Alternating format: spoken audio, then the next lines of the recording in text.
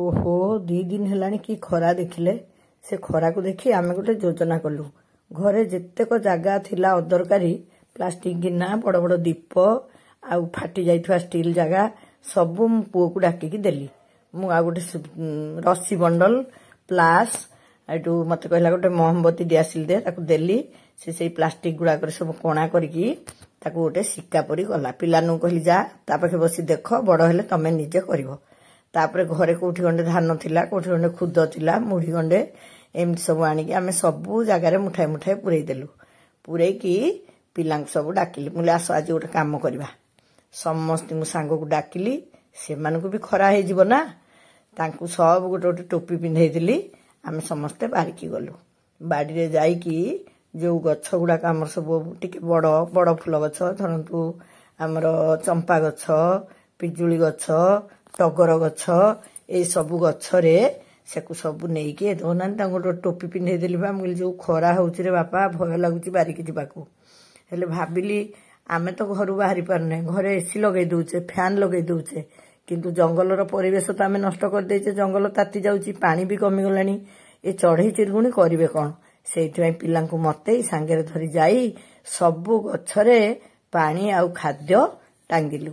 टांगी दिकिरी पिलांकु दायित्व देइची तांकु कहिची मुझे धनरे तमे सबु दिन मने करिवो प्रतिदिन संध्या रे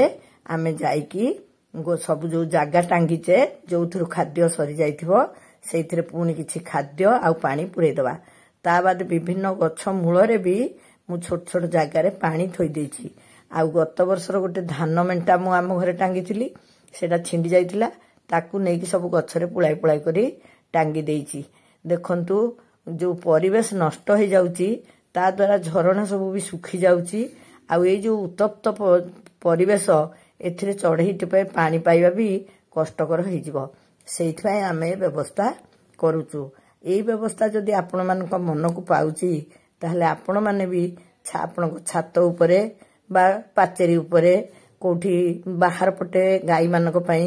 अवश्य आजिकली बुला गाई आउ नाहांती न रहिबा भी उचित हेले टिके टिके पानी रो व्यवस्था करंतु जदि भी से के माने बुलुथिबे ताहले अंतत पानी टिके निहाती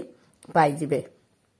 एई कथा हमें भी मन रखिबा उचित जे आमर परिस्थिति एते उत्तप्त होउची काहेकि आमे समस्त एसी लगौचे एसी जे परिस्थिति को उत्तप्त करे जो माने आमे घर भितरे एसी रे बसी तार ठंडार मजा नउचे सेटा कोन आमे बुझी पारुचे केते एसी आम संसार रे लागिची कहले आ सबु एसी रु तो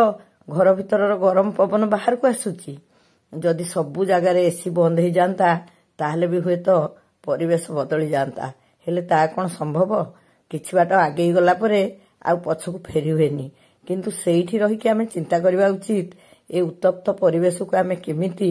पार करबा हमर सबुजिमा हमर गछ पत्र आउ हमर जो पारंपरिक पशु पक्षी भल मंद सबु संसार कीट पतंग समस्त आमे रहिबा केवल मनुष्य केबे हेले रही पारिबो नाही बा सृष्टि रे गुटिए जीव रही पारिबो नाही समस्त रहिबे से समस्त केमती खाई पी की भल रहिबा आमे जेहेतु मनुष्य सृष्टि रो सर्वश्रेष्ठ जीव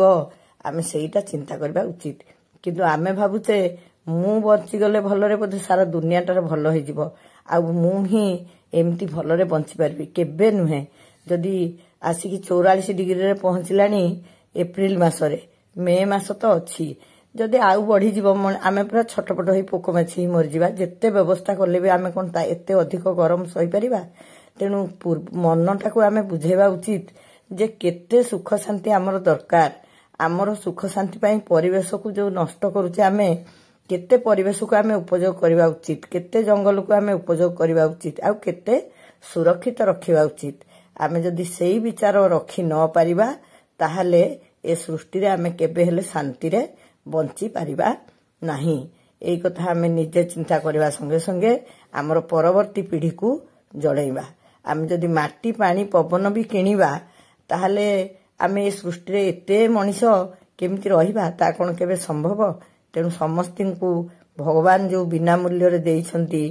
जल वायु आलोक पवन से सब केमिति सुरक्षित रहिबो से विषय आमे खूब उन्नत भाव रे निजको चिंता रे माने निजे सेथिरे ନିଜେ ପଶିବା ସହିତ ପିଲାମାନଙ୍କୁ ବି ସେଇଥିରେ ଉଦ୍ବୁଦ୍ଧ କରିବା ଉଚିତ ଯେ କ'ଣ କଲେ ସୃଷ୍ଟି ସୁରକ୍ଷିତ ରହିବ ଆଉ ଆମେ ବଞ୍ଚିପାରିବା। ଏଇ କଥା ତ କେବଳ ଆମେ ହିଁ ଚିନ୍ତା କରିବା, ପଶୁପକ୍ଷୀ କ'ଣ ଚିନ୍ତା କରିପାରିବେ କି କାହିଁକି ଗରମ ହେଉଛି ବା କାହିଁକି ଜଳବାୟୁ ପରିବର୍ତ୍ତନ ହେଉଛି, କ'ଣ କଲେ ଜଳବାୟୁ ଠିକ୍ ରହିବ, ଏସବୁ ଚିନ୍ତା କରିବା ପାଇଁ ଭଗବାନ ଆମକୁ ମସ୍ତିଷ୍କ ଦେଇଛନ୍ତି। ତେଣୁ ଆମେ ଉତ୍ତପ୍ତ ଜଳବାୟୁ ଭିତରେ ବା ଏତେ ଗରମରେ କେମିତି ଜଳି ପୋଡ଼ି ନ ଯିବା, କେମିତି ଭଲରେ ଟୋପାଏ ପାଣି ପାଇବା, ସେଥିପାଇଁ ନିଜେ ସଚେତନ ହେବା ସଙ୍ଗେ ସଙ୍ଗେ ସମଗ୍ର ମଣିଷ ଜାତିକୁ, ବିଶେଷ କରି ଆମର ଯେଉଁ ପରପିଢ଼ି ଆମ ପଛକୁ ଆସୁଛନ୍ତି, ହୁଏତ ଆମେ ଆଉ 50 ବର୍ଷ ବେଳକୁ ନଥିବା, ଏଇ ଯେଉଁମାନେ ଏବେ ଛୋଟ ଛୋଟ ଅଛନ୍ତି ସେମାନଙ୍କ ପରିସ୍ଥିତି କ'ଣ ହେବ ଯଦି ଏଇଭଳି ଭାବରେ ପରିବର୍ତ୍ତନ ଲାଗି ରହିବ ଆଉ ମାନେ ଋତୁଚକ୍ରରେ ବା ପରିବେଶରେ ଏଇଭଳିଆ ବିପର୍ଯ୍ୟୟ ଦେଖାଯିବ, ତାହେଲେ ଭବିଷ୍ୟତ ସେମାନଙ୍କର କ'ଣ ହେବ ଏ ବିଷୟରେ ବି ତାଙ୍କୁ ସଚେତନ କରିବା ଉଚିତ। ସେଇ ଉଦ୍ଦେଶ୍ୟରେ ମୁଁ ଏଇ କାମ କଲି। ଯଦି ଆପଣମାନଙ୍କୁ ଭଲ ଲାଗୁଛି ଆପଣଙ୍କ ପରିବେଶରେ ବି ଆପଣ ନିଶ୍ଚୟ ଏଇ କାମ କରନ୍ତୁ। ଆଉ ଆମର ଏଇ ଉଦ୍ୟମ କେମିତି ଲାଗିଲା ଆମକୁ କମେଣ୍ଟ କରି ଜଣାନ୍ତୁ, ବା ଆପଣଙ୍କ ପାଖେ ଯଦି କିଛି ଭଲ ଭାବନା ବା ଚିନ୍ତାଧାରା ଅଛି ତାହେଲେ ଆମକୁ ଜଣାଇଲେ ଆମେ ବି ତାହା ଗ୍ରହଣ କରିବୁ। ଏଥିପାଇଁ ଏଇ କଥା ଆପଣମାନଙ୍କୁ ଜଣାଇଲି।